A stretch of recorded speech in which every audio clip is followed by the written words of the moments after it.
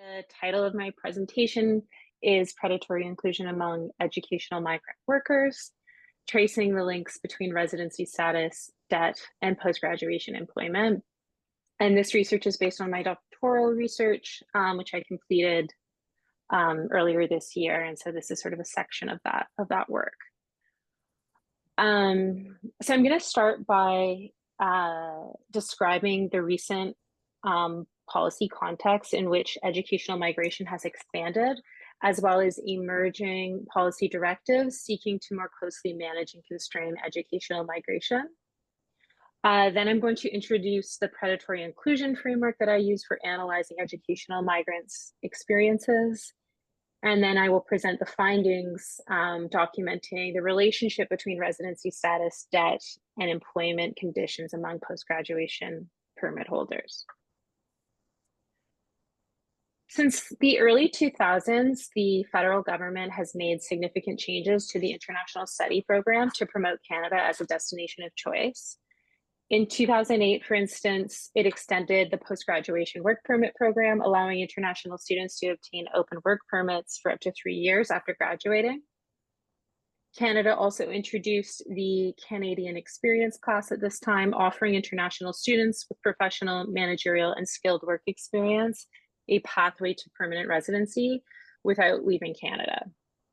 In 2014, the federal government then introduced automatic work authorization for all study permit holders, allowing all international students enrolled full-time to work up to 20 hours per week off campus during the school year. In addition to creating opportunities for international students to work during and after their studies, a key goal of the federal government's international education strategy has been growing the proportion of international students from so-called developing and emerging economies. So between 2015 and 2019, there was substantial growth in study permits issued to post-secondary students from targeted countries, with participation rates for students from India, Vietnam, and Iran, each more than tripling over the course of 4 years. And you can see that in the yellow highlighting. And then similarly corresponding with the 2019 to 2024 educational strategy, which also identified a need for greater diversification in order to foster sustainable growth. Between these years, study permits issued to students from Philippines, Nepal, and Mexico also grew substantially, which you can see in the green highlighting on the screen. Then in this year, in 2024, and at the end of 2023, IRCC started announcing a new policy direction, which was ostensibly designed to better protect international students from vulnerability and exploitation.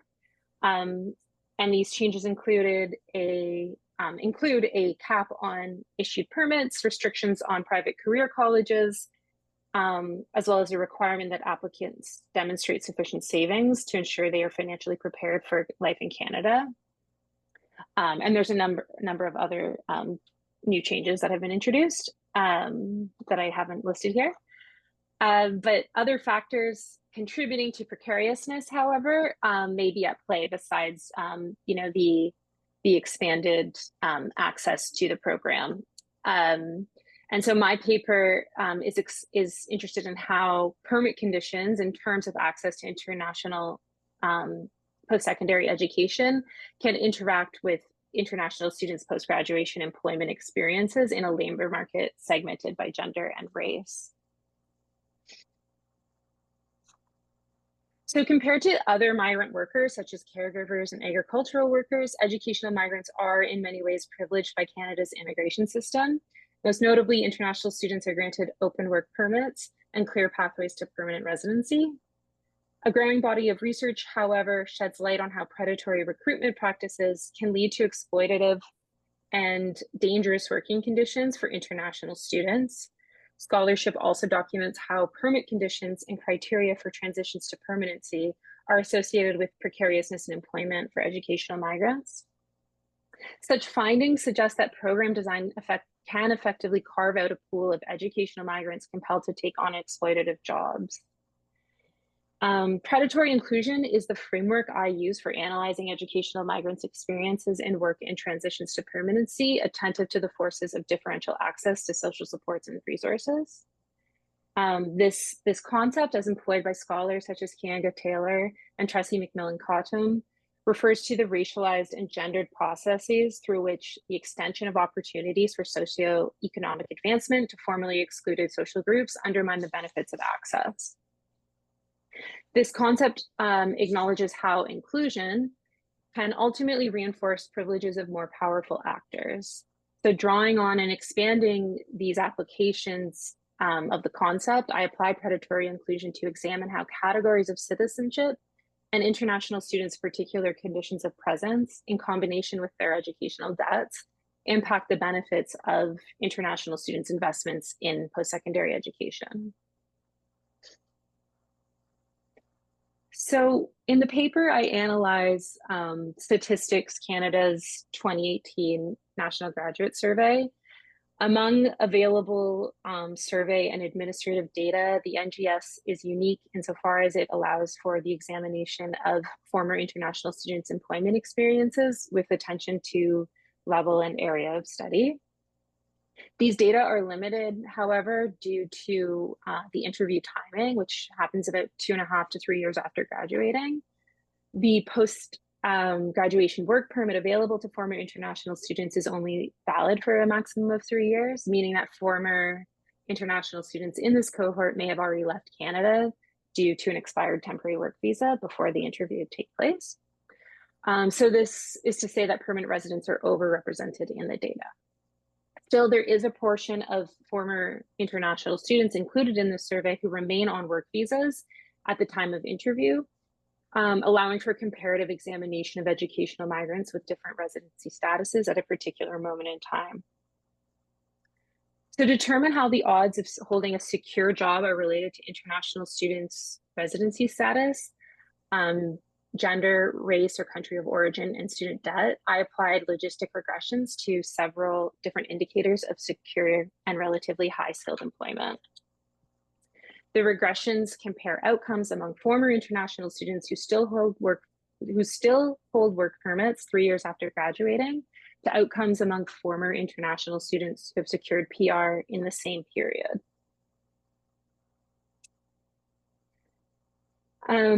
So one of the key findings is that holding a work permit 3 years after graduation is associated with employment characterized by low income, as well as long job tenure and full-time hours. So on the one hand, former international students who hold work permits 3 years after graduating have lower odds of earning an annual income above the low income threshold set for 2018. But this outcome is unsurprisingly amplified for students from lower income source countries and for women. On the other hand, former international students who are work permit holders also are more likely to be employed full-time and have long job tenure. So full-time employment and long job tenure can be indicators of security and employment, but permit holders' significantly higher odds of holding full-time work must be understood within the policy context in which they labor. So post-graduation work permit holders are required to complete 12 months of full-time, high-skilled employment in order to qualify for PR through the Canadian Experience class. So the fact that international students who are work permit holders face higher odds of working full-time and having long job tenure suggests that former international students may stay in certain jobs regardless of other conditions for the purposes of obtaining security of presence. In other words, former international students' engagement in full-time work at a single job for an extended period of time may not necessarily reflect security and employment, but could be linked to requirements for permanent residency. And such requirements might incentivize international students to accept otherwise poor working conditions, such as low income, to meet the necessary requirements for PR. Additionally, I also found that through my analysis of occupational skill level in relation to certification level, that whether a recent graduate is overqualified for their current job is similarly linked to residency status. In industries where former international students predominate, once they've graduated, work permit holders have higher odds of holding jobs with a knock levels below their achieved educational credential. So they have a higher chance of working jobs they're overqualified for. Additionally, being overqualified for a job in essential industries corresponds with whether an international student graduates with any level of student debt and whether they identify as non-white. In both healthcare and educational services, those former international students who graduated with some level of debt face lower odds of having a job with an occupational skill level that is commensurate with their education. And former international students who do not identify as white are also more likely to hold jobs that they are overqualified for in these industries. And such trends indicate that some educational migrants, and particularly those navigating transnational debt relations and insecure residency, are taking on jobs with occupational skill levels below their educational credentials. And this effectively means, this effectively undermines, at least during the short term, the rewards promised by their substantial investments in post-secondary education. It's also notable that this trend is most visible in healthcare and education, two sectors where certain skilled occupations have historically been undervalued due to associations with so-called unproductive work of social reproduction. And yet these industries are also essential to maintaining the well-being of the population, allowing for the social and biological reproduction of the national population. This finding suggests that those international students who are overqualified for their current occupations may be filling essential yet undervalued jobs, an outcome that appears to be associated with status, indebtedness, and race. So to conclude and recap, the findings presented today reveal an association of work permit holding with precariousness in employment, and they also highlight an understudied connection between student debt and being overqualified for a job held 3 years after graduating, particularly among those fulfilling jobs in essential yet undervalued industries associated with social reproduction. Together, these findings offer evidence that student debt and residency status, alongside gender, race, and country of origin, may amplify inequitable employment outcomes among educational migrants. Existing permit conditions, as well as the mechanisms, including debt, that allow international students from lower income contexts to access post-secondary education and employment in Canada, may heighten pressures on highly educated, racialized, and women migrants to take on devalued and possibly essential work. I argue that this is a clear example of predatory inclusion. Contemporary policy efforts aiming to better protect international students from exploitation must go beyond caps on entries and hours of employment, as well as required minimum savings among new entries, and instead grapple with the effects of exponentially high international student fees and tenuous pathways to permanent residency, two factors that may place pressure on educational migrants to take on insecure and exploitative jobs in a labor market segmented by gender and race. Thank you.